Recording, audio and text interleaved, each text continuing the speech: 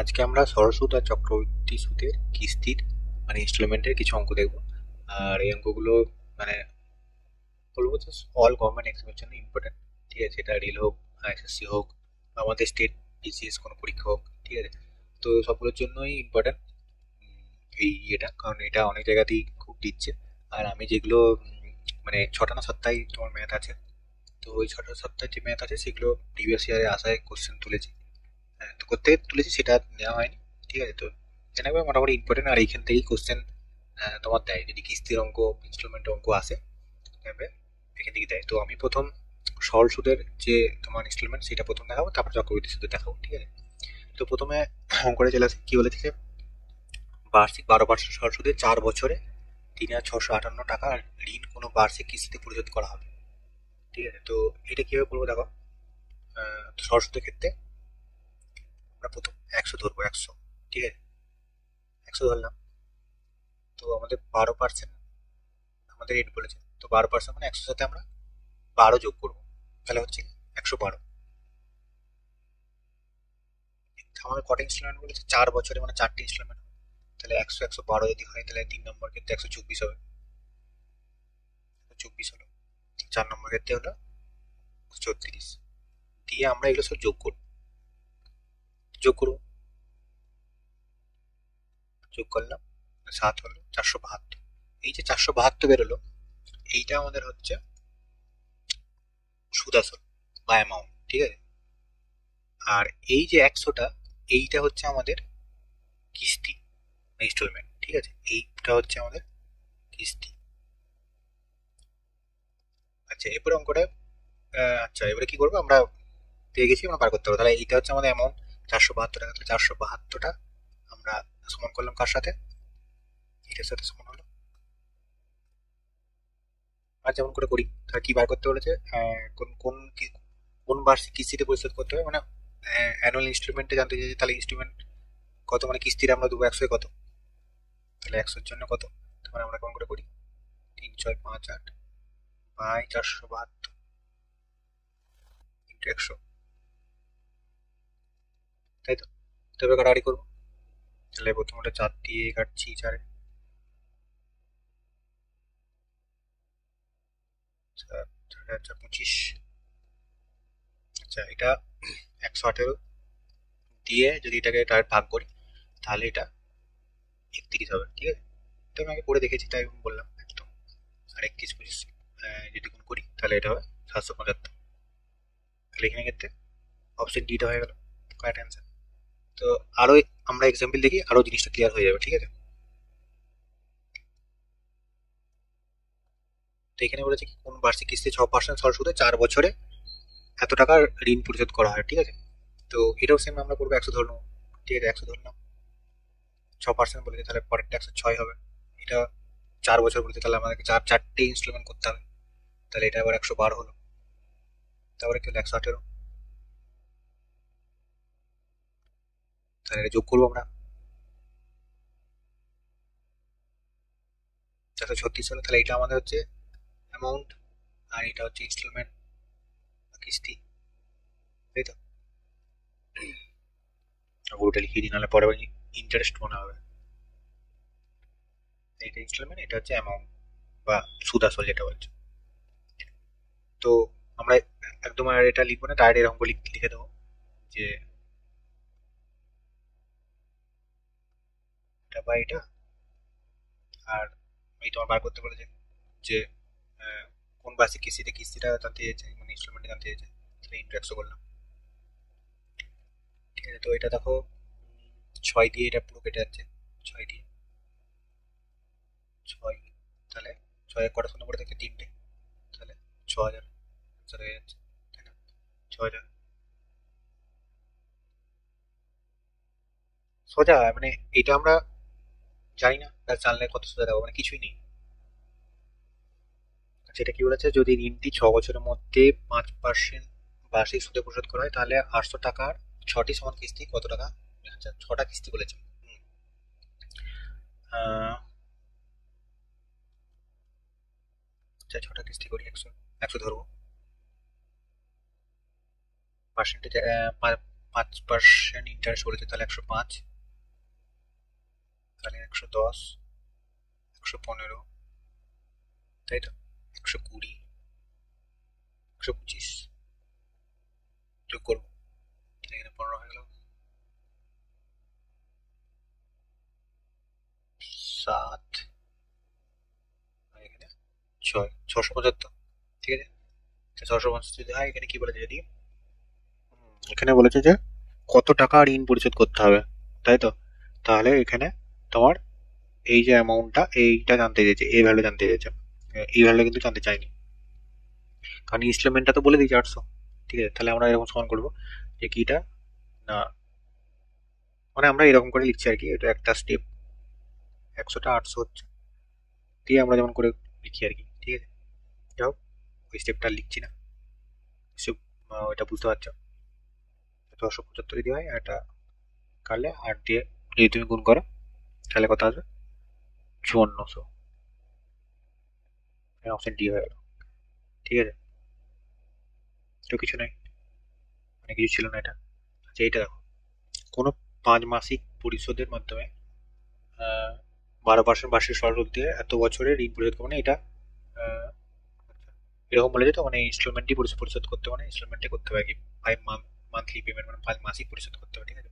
এটা কিভাবে করবো, এত বছরে বলেছে 5টা মাসিক পরিশোধের মাধ্যমে বলেছে, তাহলে কি করে করবো, তাহলে প্রথম আর কি 12% যে রেটটা আছে ওটা মাসিক হিসেবে বার করবো, ঠিক আছে, পার মান্থ হিসেবে বার করবো, তাহলে 12% হলো, 12% আছে, তাহলে 5 মাস যদি হয়, হ্যাঁ, তাহলে 5 মাসকে বছরে করলে কি হবে, 12 দিয়ে ভাগ হবে, তো 12 করলে রেট হচ্ছে তোমার 5%, ঠিক আছে। এভাবে বার করা হয় রেটটা। টাইমটা বার করলে 1/4, 1/4কে যদি আমরা করি, তাহলে কি হবে, 5/4 হবে, মিশ্র অনুপাতে যদি, না সরি, এটা মিশ্র অনুপাতে আছে, নর্মাল রেশিও যদি করি 5/4 হয়, ঠিক আছে। তো এটা আমরা কি করব, মানে 5/4 বছর হচ্ছে, তাই না, 5/4 ইয়ার, তো এইটাকে আমরা যদি মানতে পারি, তাহলে 12 দিয়ে করলাম, তাহলে 15, এটা 15 কি হলো, 15 মাস, 15 মাস হলো, এরপরে 15 মাস বলেছে, আর 5 মান্থলি বলে, তাহলে কটা ইনস্টলমেন্ট দিতে হবে, 15 মাস যদি হয় টোটাল, আর 5 মাসিক যদি হয়, তাহলে তিনটে আমাদেরকে, তিনটে মানে হচ্ছে ইনস্টলমেন্ট দিতে হবে, বোঝা গেল নিশ্চয়ই। তাহলে এখানে কি হচ্ছে, 100 ধরলে 100 হলো, আর 5%, এখন নতুন রেট অফ ইন্টারেস্ট হচ্ছে আমাদের 5%, তাহলে 105 আর 110, এই তিনটে ইনস্টলমেন্ট দিতে হচ্ছে, তাহলে এখানে 5, 1 আর 3, 315, 315 হয়ে গেল। তাহলে এবারে আমরা আবার জন করে সমান করে দেবো, এটা এটা অ্যামাউন্ট, ওইটা হচ্ছে তোমার ইনস্টলমেন্ট, ঠিক আছে। তো 9, 4, 5, 2 শূন্য, 315, আর তোমার ইনস্টলমেন্ট 100, এখানে বলেছে যে তোমার এটা বার করতে, ইনস্টলমেন্ট বার করতে হবে, তাহলে 315, আচ্ছা কত দিয়ে কাটাকাটি যাচ্ছে, 3 দিয়ে কাটাকাটি যাচ্ছে, দেখো 3 দিয়ে কাটছে, এটা 3 দিয়ে কাটলে কটা শোনো, 30,000, 30,000 কোনটা, এটা এ, বুঝতে না পারলে কমেন্ট করবে অবশ্যই, আর অবভিয়াসলি চ্যানেলটা সাবস্ক্রাইব করবে। আচ্ছা, এরপরে আমরা চক্রবৃদ্ধি সুদে চলে এলাম, ঠিক আছে, চক্রবৃদ্ধি সুদের কিস্তি চলে এলাম, এটা মানে একটু করাটা ধারণা আলাদা, কিন্তু ইজি, একদম ইজি, ঠিক আছে। তো এখানে আমরা, এখানে কি আছে, 10% কি বলেছে, প্রথম অঙ্কটা পড়বো অবশ্যই, ঋণ দুটি সমান বার্ষিক কিস্তিতে পরিশোধ করতে হবে, ঠিক আছে, দুটো সমান কিস্তিতে পরিশোধ করতে হবে। যদি সুদের হার বার্ষিক 10% হয়, তাহলে বার্ষিক চক্রবৃদ্ধি হারে প্রতিটি কিস্তি এত এত টাকা হয়, তাহলে মোট সুদ কত ধার্য করা হয়েছে তা নির্ণয় করা, সুদটা বার করতে হবে, ঠিক আছে। তাহলে আমরা যেমন জানি যে 10% মানে কত, 10% মানে আমরা জানি 1/10, তাহলে 1/10 হলো। এরপরে দুটো সমান কিস্তি বলেছে, তাহলে আমরা লিখবো 10, 11 লিখলাম। সেকেন্ড বছরের জন্য এখানে ধরো পাওয়ারে 1 আছে, 1 দেবো, না প্রথম বছরের জন্য, দ্বিতীয় বছরের জন্য পাওয়ার 2 দেবো, তো 10-এর মানে স্কোয়ার মানে কত, 100, আর এখানে 11, 121, তাই তো, 121 হলো। তো এবারে এইটা হচ্ছে আমরা, হ্যাঁ এবারে তোমাকে বলি, এই যে এই 121 যেটা হচ্ছে, সেটা কিন্তু কিস্তি, ঠিক আছে। এবার 121টাকে সমান করতে হবে, মানে এই লাইন, এই যে তোমার এটা আছে, এটাকে সমান করতে হবে, ঠিক আছে। এটা 11 দিয়ে যদি গুণ করি, সমান সমান হয়ে যাবে, তাহলে এইটা যদি আমি 11 দিয়ে গুণ করি, তাহলে এটাকে 11 দিয়ে গুণ করতে হবে, ঠিক আছে। হ্যাঁ, আমি যদি বলি এবারে তোমার তিনটে যদি কিস্তি হতো, তাহলে এরকম হতো, ঠিক 11, 10, তাহলে সরি 11 10 নয়, 10 11, 10 11 হলো। তাহলে তাহলে সেকেন্ডটা হবে 100, 121, তৃতীয়টা হবে 1000।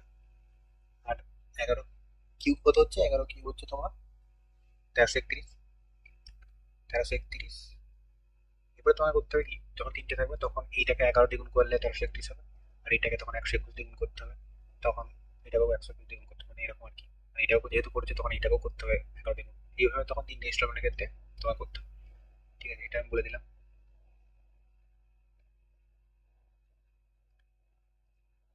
এটা একটা বড় করতে হবে।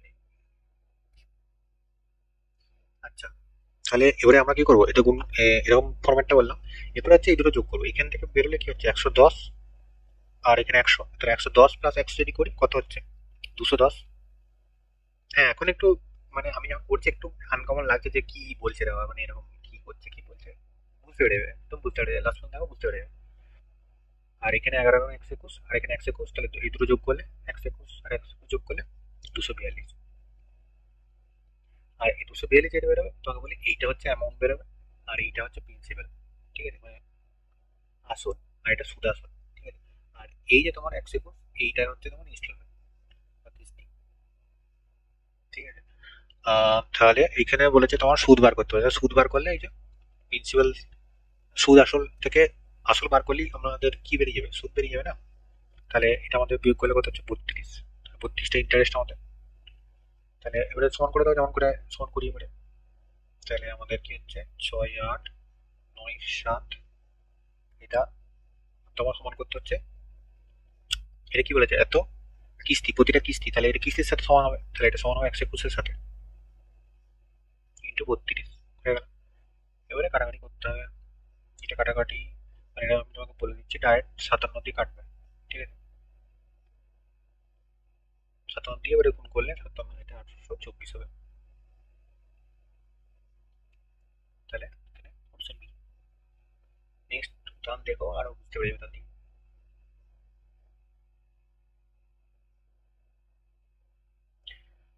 আচ্ছা, এত টাকা ঋণ দুটি সমান অর্থে বার্ষিক কিস্তি ফেরত দিতে হবে, মানে এখানে দুটো কিস্তির কথাই বলেছে। যদি সুদ 8% বার্ষিক হয়, তাহলে অর্ধবার্ষিক হিসেবে চক্রবৃদ্ধি করা হয়, তাহলে প্রতিটি কিস্তির পরিমাণ কত? তাহলে এখানে অর্ধবার্ষিক বলেছে। এবার দেখো অর্ধবার্ষিক হলে আমি নর্মালি তো মানে ঋণটাকে এইভাবে বার করি, মানে হাফ করে দিই আর কি, মানে 8% বলেছে, দিয়ে 2 দিয়ে ভাগ করে একদম 4% করে নিই। ঠিক আছে, তো এটা হচ্ছে অরিজিনাল, তুমি যদি বলতে চাও তাহলে তোমাকে এইভাবে করা ঠিক না আর কি।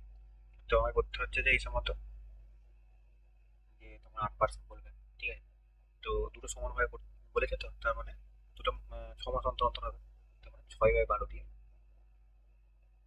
6/12 দিয়ে গুণ হবে, মানে দেখুন 6 × 12 বলে 2 4 8, তাহলে 4%। তো এইটাও ডাইরেক্ট আমি বুঝতে পারছি যে ব্যাপারটা এরকম হচ্ছে, তো আমি এরকম করি।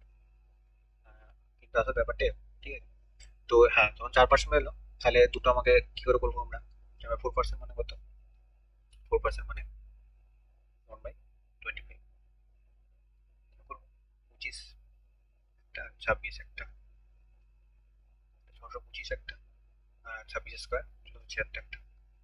ঠিক আছে, এবারে এটাকে সমান করবো, 26 দিয়ে গুণ করবো, এবারে 25 সাথে এখানে 26 দিয়ে গুণ করতে হবে। ঠিক আছে, এরপরে 25 × 26 করে যেটা সমান হচ্ছে, প্লাস এটা করতে হবে, আর এখানে 676 আর 676 দুটো প্লাস করতে হবে। ঠিক আছে, পরের লাইনে এটাই কাজ। তো এটা যদি আমরা যোগ করি, তো যোগ করলে বেরোবে 1275। ঠিক আছে, 1275 বেরোবে, আর এখানে তোমার 676 প্লাস 676 করলে তুমি 2 দিয়ে গুণ করলে দেখতে পাচ্ছ এখানে, তো এটা 676 × 2 করলে এই তো বেরিয়ে যাবে 1352। ঠিক আছে, তাহলে এটা আমাদের কি প্রিন্সিপাল, এটা অ্যামাউন্ট। আর এখানে কি বলেছে, তাহলে প্রতিটি কিস্তির পরিমাণ কত হবে, এখানে আর জানতে চাইছে কিস্তি কত। ঠিক আছে, মানে এই ভ্যালুটা জানতে চাইছে আমাদেরকে, এই ভ্যালুটা জানতে চাইছে।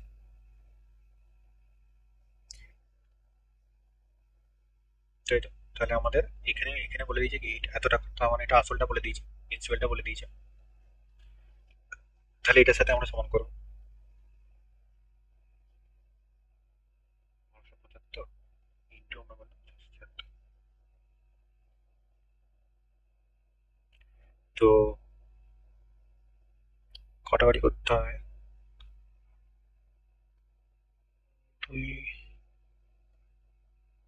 আচ্ছা 2 দিয়ে যাচ্ছে, 12 5 তো 2 5 10 তো 15 5, হ্যাঁ 2 দিয়ে যাচ্ছে, একদম 2 দিয়ে পুরোপুরি কেটে যাচ্ছে, 2 দিয়ে কাটছে, তাহলে এটা 675 ইন্টু 2 করলে মানে দাঁড়াচ্ছে এই 675 লিখছি 676, 676, তাহলে হচ্ছে 1352 হচ্ছে, 1352, ঠিক আছে বোঝা গেল, 1352 বিট অ্যান্সার।